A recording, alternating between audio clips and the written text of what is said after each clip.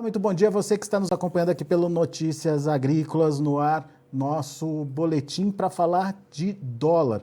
Você que acompanha o site viu que do começo do ano para cá houve uma queda importante, significativa aí do dólar.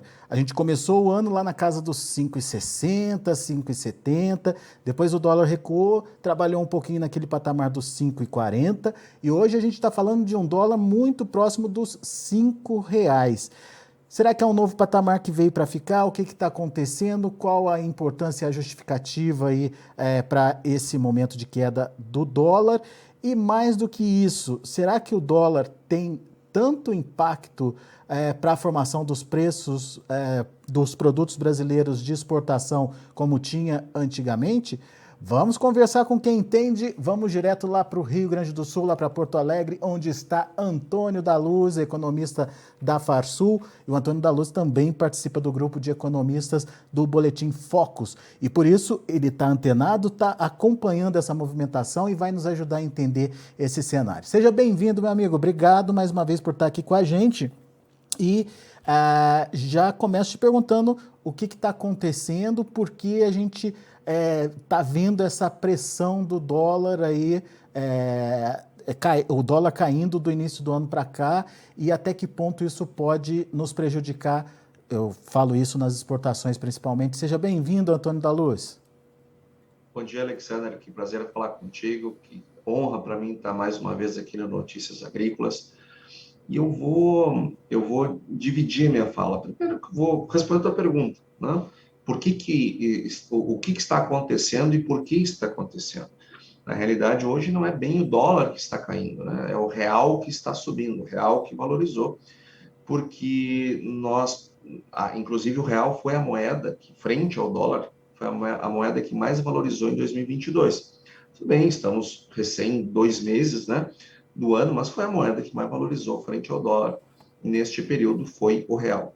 Mas também é verdade que, se nós pegarmos um período mais longo e para trás, nós vamos ver que o real também tinha sido a moeda que mais tinha perdido valor em relação ao dólar. Então, o que está acontecendo hoje, né? O Brasil, em 2020, ele jogou muito dinheiro na economia por conta da pandemia. Aí o nosso telespectador mais atento vai pensar o seguinte: mas para aí, Antônio, Estados Unidos também fez. Estados Unidos também jogou muito dinheiro na economia.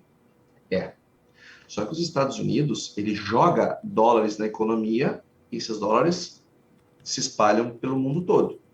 O Brasil joga reais na economia e os reais ficam aqui. Então, o efeito do aumento do gasto público e da impressão de moeda que aconteceu em 2020 no Brasil, do ponto de vista inflacionário, é mais importante do que aconteceu nos Estados Unidos. E aí, então, o que acontece? A nossa inflação, ela veio para 2 dígitos. Como, graças a Deus, e graças ao Congresso, e graças ao presidente da República, nós temos um Banco Central que é independente, que, aliás, o ex-presidente Lula, dentre as suas medidas que ele tem defendido, medidas esdrúxulas, diga-se de passagem, como, por exemplo, o controle da mídia, controle da internet, claro, né? Ele quer seguir fazendo as coisas que ele fazia sem que as pessoas possam saber, né? Controle da mídia, controle da internet, volta da contribuição sindical, e vou deixar um posicionamento muito claro aqui da Federação da Agricultura: nós somos contra. Mesmo que a contribuição obrigatória devolvesse para a Farsul uma arrecadação que ela, em parte, ela perdeu, nós não queremos isso, não. Não é assim que a gente quer ter remuneração. Mas eles querem, né, pensando nas federações que eles estão buscando essas alternativas. Então, pensando lá na CUT e Companhia Limitada. E outra medida que o presidente Lula tem discutido, o ex-presidente Lula tem discutido, é a autonomia do Banco Central. Como o Banco Central hoje, e neste governo, ele foi alçado para a sua autonomia, o banqueiro central, né, o presidente do Banco Central, com a sua diretoria, está absolutamente livre para tomar as decisões tecnicamente, e não seguindo a orientação política, eleitoral, coisa do tipo. Então, diante da nossa inflação elevada, o Banco Central elevou a taxa de juros e segue elevando a taxa de juros através do Comitê de Política Econômica. Muito bem. Este Comitê de Política Econômica definiu aumentos da taxa de juros e quando nós aumentamos a taxa de juros, nós passamos a pagar um bônus para o investidor. Então, o que acontece? A inflação 21 foi 10,6, quase 10,7. Mas a inflação 2022 projetada é 5 e alguma coisa, é a expectativa. Então, se eu estou ganhando lá 10,75, eu estou tendo um ganho real, ou seja, eu estou tendo um ganho acima da inflação. Então, se eu estou tendo um ganho real, eu me interesso em comprar títulos da dívida brasileira. Ao fazer este movimento, o que o investidor faz? Ele vai comprar títulos do Brasil lá de fora. Só que para comprar títulos do Brasil lá de fora, ele não pode comprar títulos em dólar. Ele tem que trazer os dólares para o Brasil, trocar por reais, ou seja, eu vendo dólar e compro reais, e com reais eu compro títulos públicos. Muito bem. Nesse movimento de vende dólar e compra reais, o que acontece com o real? Aumenta de valor frente ao dólar e o dólar perde valor frente ao real, porque eu tenho uma força vendedora de dólares maior do que uma força vendedora de reais. Ou, do outro modo, eu tenho uma força compradora de reais maior que uma força compradora de dólares. Isso faz com que o real suba.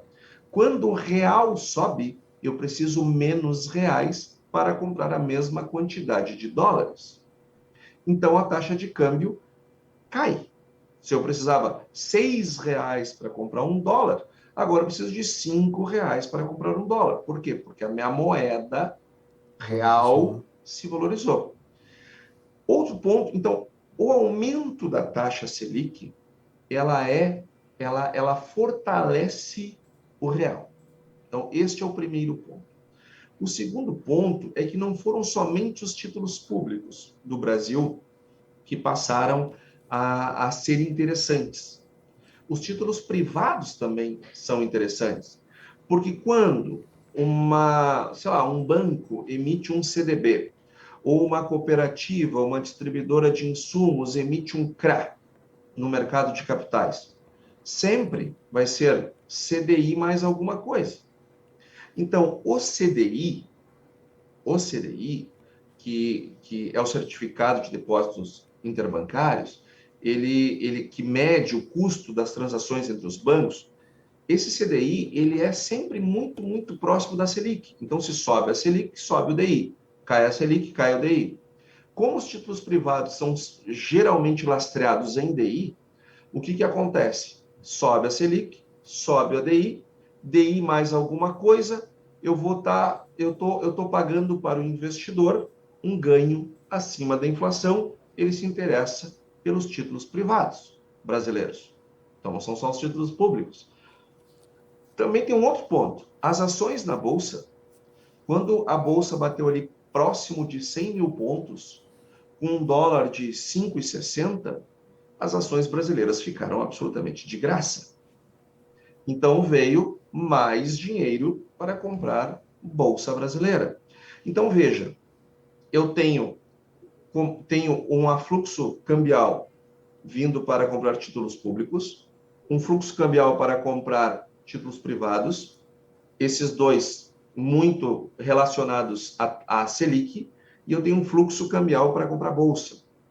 No final das contas, eu tenho um Brasil barato, um Brasil no radar. Veio muito dólar para o Brasil, para essas três finalidades. Com isso, caiu a taxa de câmbio. Entrou mais dólar do que saiu dólar, a tendência, tudo ao mais constante, não tendo nenhum problema político, nenhum problema, enfim, extra, nós temos um fortalecimento da nossa taxa de câmbio. É isso que se espera, é isso que aconteceu. Bom, daqui para frente, Então, essas são as razões pelas quais a taxa de câmbio caiu no Brasil. Uhum. Bom, agora vamos olhar para frente sempre com a devida vênia, né, Alexander e internautas, que, enfim, o câmbio ele é algo sempre para nós lembrarmos das nossas incapacidades de modelar tudo matematicamente. O dólar ele é imodelável, mas vamos lá. Tudo ao mais constante, o que se espera agora? A Bolsa já... e eu esqueci de um detalhe ainda. O dólar caiu lá fora frente a todo mundo também. Tá? E isso acelerou o processo de queda no Brasil. Fechados parênteses. Daqui para frente, nós temos uma Bolsa que saiu dos próximos de 100 mil pontos para 113 mil pontos e agora já deu uma realizada. Nós temos um dólar lá fora que já começou a dar uma recuperada frente às demais moedas. Nós temos um conflito lá fora que só Deus sabe o que vai acontecer. Espero que não aconteça nada, é isso que nós estamos torcendo, seja por questões humanitárias, seja por questões econômicas. Você está falando de Rússia e Ucrânia, né? Pois não, Alexander? Você está falando de Rússia e Ucrânia, né? Essa Isso, tensão. estou falando de Rússia e Ucrânia. Seja por questões humanitárias, seja por questões econômicas, nós não sabemos aonde isso vai terminar, esperamos que termine da melhor forma possível.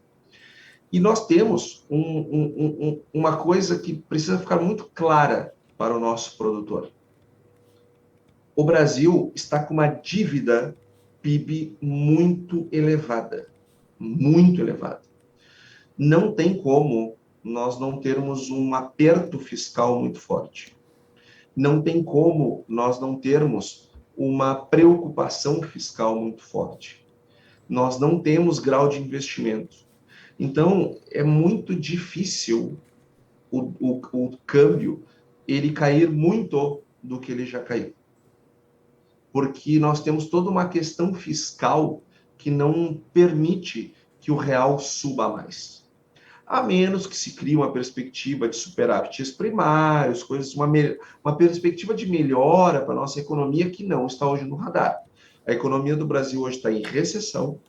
Nós temos uma perspectiva de crescimento muito pequeno para a economia brasileira nesse ano. Nós temos uma eleição que vem pela frente bastante conturbada. Eu citei no início da minha fala propostas esdrúxulas que já têm sido trazidas à mesa, e essas coisas, à medida que forem sendo discutidas com mais seriedade, elas podem trazer muita volatilidade para o câmbio. Então, eu diria que este momento, e eu não estou descartando a possibilidade de ele cair abaixo de 5 e quem sabe lá uns 4,70, eu não estou descartando essa possibilidade. O que eu estou dizendo que, na minha avaliação, é que o câmbio tem muito menos para cair do que já caiu, e acho que próximo de 5, perder a barreira dos 5 é muito difícil. Alguns meses atrás, isso já aconteceu, bateu próximo do que estava agora e depois subiu e voltou para 5,70. Então, olhando para o passado, olhando para o comportamento passado, eu estou mais para achar que é muito mais oportunidade para apertar lá o pessoal que fornece insumo e comprar deles aqueles que compraram com o insumo mais baixo, porque compraram com o insumo mais barato, aliás, com o câmbio mais barato, do que propriamente ficar esperando, especulando com o câmbio, achando que vai cair para 4, achando que vai cair para 3, achando que vai voltar para os R$2 lá de 2014. Então, eu te diria que, então, respondendo à pergunta, né, trazendo uma perspectiva do porquê que o câmbio está como está, eu acho que fomos bastante claros e também estou sendo muito transparente em relação à minha perspectiva daqui para frente. Não vejo, neste momento, alguma razão clara para que o Brasil ele fortaleça mais ainda a sua moeda a ponto de nós achar que vai perder os 5 e dos 5 vem para 4,50, vem para 4,30. Hoje não tem.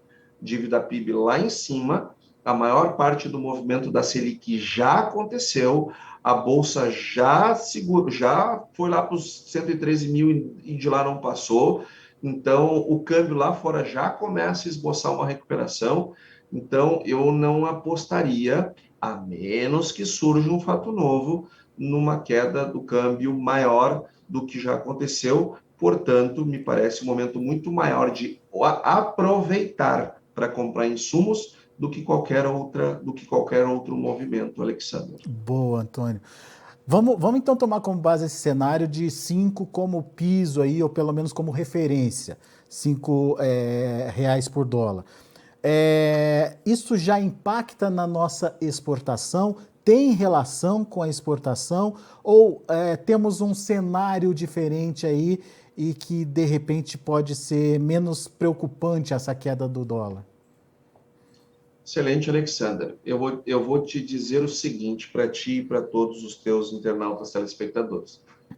Eu vou te dizer o seguinte: nós, em alguns, via de regra, tá? Quando as coisas estão dentro de uma normalidade, câmbio tanto faz, porque nós somos importadores de insumos e vendedores de produto.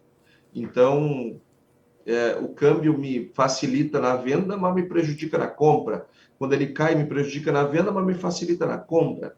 O problema é que nem sempre eu faço a compra e a venda no mesmo momento. Por isso, a importância do produtor ter uma gestão de caixa sempre correta, sempre alinhada, que dê para ele a oportunidade de fazer melhores compras e melhores vendas, o que eu acredito que só é possível quando o produtor se preocupa com o seu caixa e tem uma gestão de fluxo de caixa tão boa quanto ele cuida da sua lavoura. Fechado esse parênteses, eu te diria o seguinte: lá em 2017, 2018, 2019, nós falamos aqui no Notícias Agrícolas, nós conversamos, eu e tu, em outras oportunidades, em outros momentos do mercado, e aquele telespectador mais atento, com boa memória, vai lembrar de uma frase que mais de uma vez eu citei aqui no Notícias Agrícolas, bem como nas minhas palestras. Pessoal, nós não estamos vendendo soja, nós não estamos vendendo milho, nós não estamos vendendo arroz, nós não estamos vendendo algodão, nós não estamos vendendo carne bovina, nós estamos vendendo dólar. Várias e várias vezes essa frase foi repetida. E eu vejo mesmo, nas minhas próprias palestras, o Notícias Agrícolas tem uma mega de uma audiência, então volta e meia eu vou lá dar palestra em vários locais do Brasil e as pessoas vêm falar comigo e citam o fato de estarem atentas ao Notícias Agrícolas e ouvirem essas conversas também no Notícias Agrícolas. Várias e várias vezes eu dizia: gente, olha, nós não estamos vendendo os nossos produtos, nós estamos vendendo o dólar. Por que nós dizíamos isso? Vamos puxar lá para 2017, 18, 19, vamos lá para aquele passado mais distante. Naquela época, nós vendíamos milho em Chicago, 3 dólares o bushel. Nós vendíamos soja a 8 dólares, 8,30 dólares o bushel. Nós vendíamos arroz CWT, 9 dólares. Nós vendíamos algodão, carne bovina, carne suína, carne de frango, com preços bem baixos, ao ponto que os produtores fora do Brasil, sobretudo os nossos principais concorrentes, os americanos, eles estavam vendendo no mercado internacional abaixo do custo de produção. Eles vinham vendendo abaixo do custo de produção. E o brasileiro ganhando dinheiro, vendendo bem seus produtos, em reais. Por quê? Porque o dólar tinha saído do patamar de 4, 13,80, 4, para o patamar de 5, e aí então a queda do preço lá fora não refletiu em reais, porque nós compensamos com folgas as quedas lá de fora com o aumento da taxa de câmbio. Porém, nós ficamos 100% dependentes da taxa de câmbio, porque o que nós estávamos produzindo no Brasil não valia nada. O que estava valendo era a nossa taxa de câmbio.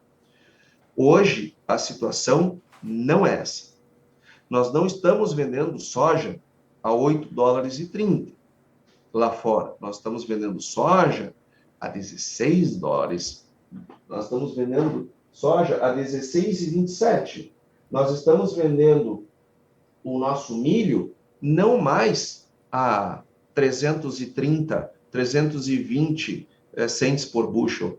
Nós estamos vendendo a 665, como eu acabei de conferir aqui. Ou seja, nós mais do que dobramos o preço da soja, o preço do milho, o preço do arroz também quase que dobra, algodão, carnes, ou seja, hoje o que nós produzimos está valendo lá fora.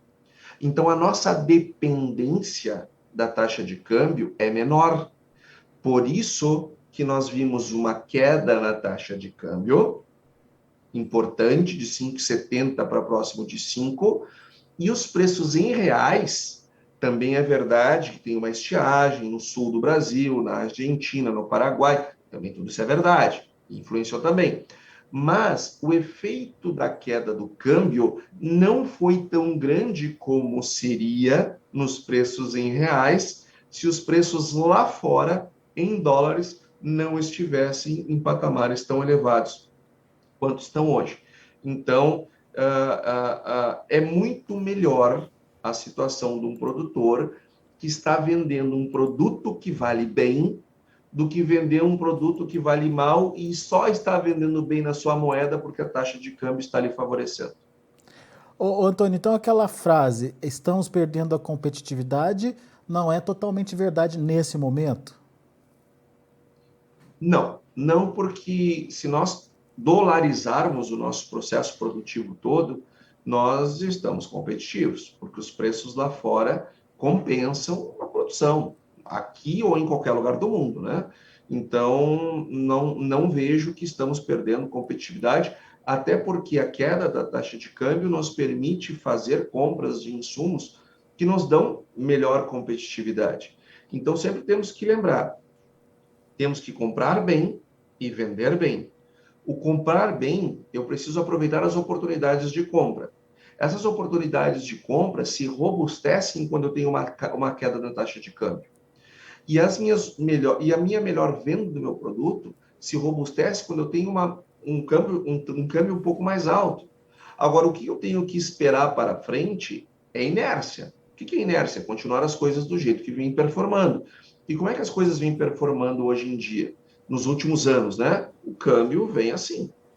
Uhum. Então, se eu olhar para a taxa de câmbio dentro de um ano, é um eletrocardiograma. É. Então, eu tenho momentos de melhor compra de insumos e uma melhor para produto. Então, se agora eu estou com um câmbio mais baixo, eu não tenho que me preocupar tanto com a minha comercialização. A comercialização do meu produto. Eu tenho que me voltar mais para uma melhor comercialização de insumos, ou seja, uma melhor aquisição de insumos. E contar que lá na frente o câmbio vai volatilizar também. Só que eu só consigo me dar a este luxo se eu tenho gestão de fluxo de caixa. Se eu não tenho gestão de fluxo de caixa, bom, aí eu navego conforme o meu caixa assim determina, e não conforme as oportunidades de mercado. Muito bom. Uma aula. Agora, só para entender, o momento dos preços, né, da valorização das commodities. Veio para ficar, a gente tem que aproveitar, logo, logo vai mudar de cenário, enfim, o que a gente pode entender nesse contexto aí, Antônio? Eu acho que o cenário das commodities para esse ano melhora, É? tá? Principalmente aquelas que estão tendo perdas, que é o caso da soja, do milho, do arroz, das carnes. Esse pessoal que está tendo perda com estiagem aqui no Rio Grande do Sul, a situação é dramática. As perdas que estão acontecendo nos estados do Rio Grande do Sul, de Santa Catarina, do Paraná e do Mato Grosso do Sul não estão expressas no relatório do USDA. Uhum.